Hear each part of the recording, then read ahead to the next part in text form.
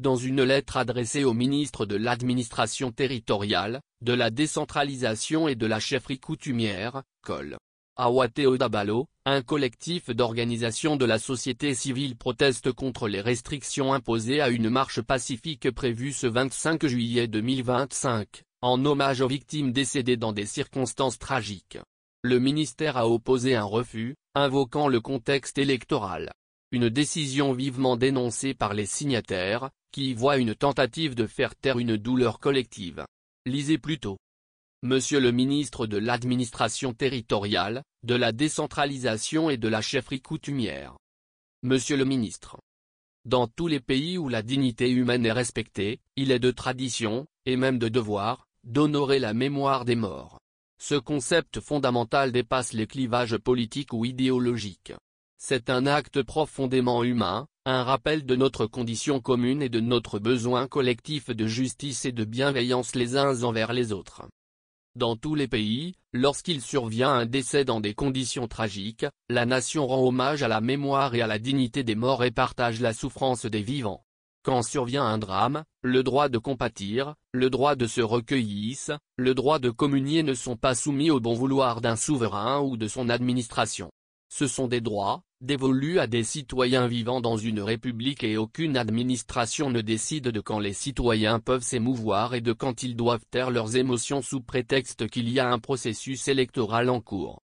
Monsieur le ministre, pourtant à 2 reprises votre administration a retiré à notre nation le droit de s'émouvoir, de communier et de célébrer la mémoire des victimes.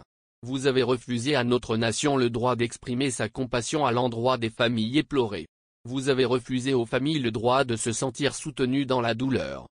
En effet, dans votre courrier N°1124 MeitiDCCSGDLPAP DAPA en date du 10 juillet 2025, pour justifier votre refus vous disiez ceci: je voudrais attirer votre attention sur le fait que la demande de marche de votre association intervient dans un contexte marqué par la campagne pour les élections municipales du 17 juillet 2025. Comme vous le savez, la campagne électorale est un ensemble d'activités politiques telles que les caravanes, les meetings, les sensibilisations porte-à-porte etc. Les campagnes électorales sont souvent des périodes où cohabitent euphorie, passion et agitation que l'autorité administrative se doit de gérer en vue du maintien de l'ordre public.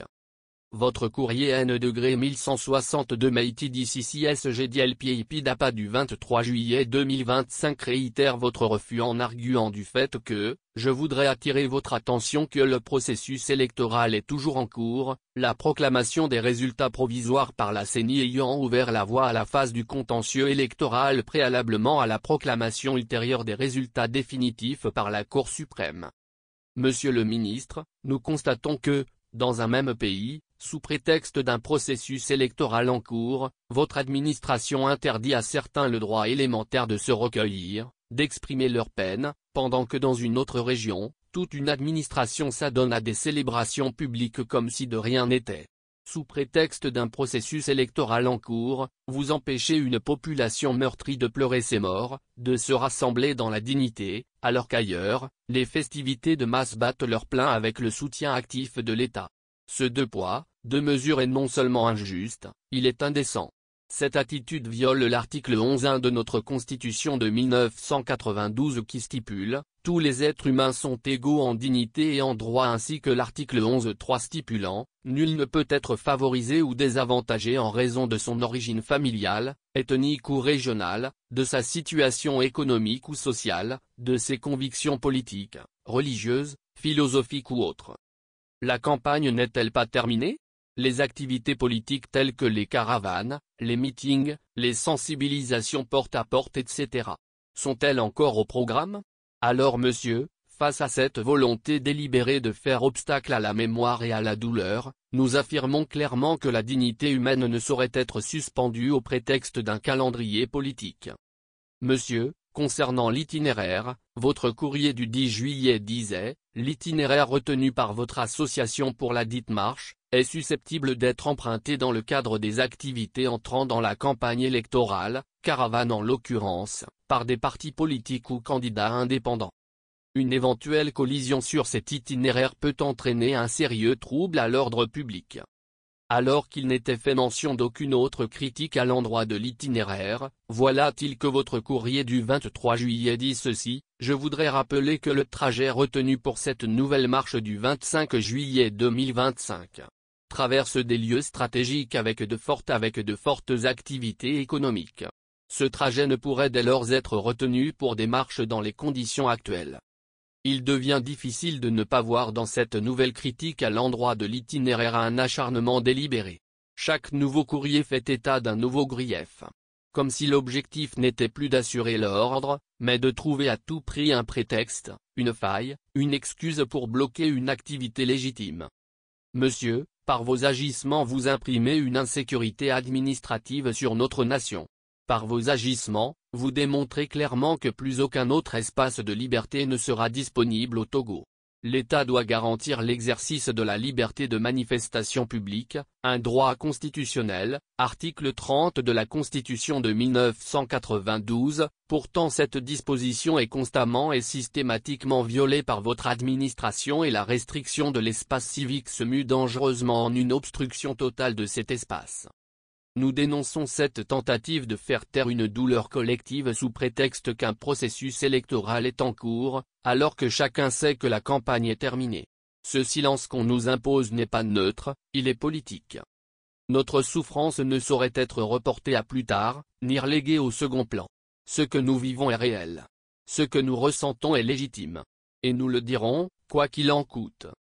Dans quel pays un hommage aux victimes doit-il être subordonné à une campagne électorale? Dans quel pays l'émotion doit-elle être soumise à une autorisation? Une simple note d'information, censée suffire dans un État respectueux des droits fondamentaux, devient le point de départ d'un refus catégorique, systématique, sans justification sérieuse. Ce comportement traduit, une fois encore, une dérive inquiétante du pouvoir, qui semble considérer les citoyens non pas comme des acteurs souverains de la nation, mais comme des sujets entièrement soumis au bon vouloir d'un État devenu sourd à leurs souffrances et insensible à leurs élans d'humanité. À quoi sert-il alors d'adresser une note d'information, si les cérémonies les plus simples, empreintes de recueillement et de respect, deviennent l'objet d'un rejet systématique? À quoi sert-il de proclamer que nous vivons dans un État de droit, si les droits les plus élémentaires sont ainsi bafoués? À quoi sert-il de parler de réconciliation, si même les morts ne peuvent reposer en paix accompagnés de leurs frères et sœurs en citoyenneté? Nous vous demandons solennellement de reconsidérer ces pratiques indignes d'une administration publique, et de permettre, sans tracasserie, que les hommages citoyens puissent se tenir dans la dignité, la paix et le respect. Veuillez recevoir, Monsieur le ministre, l'expression de notre ferme indignation et de notre profonde détermination républicaine.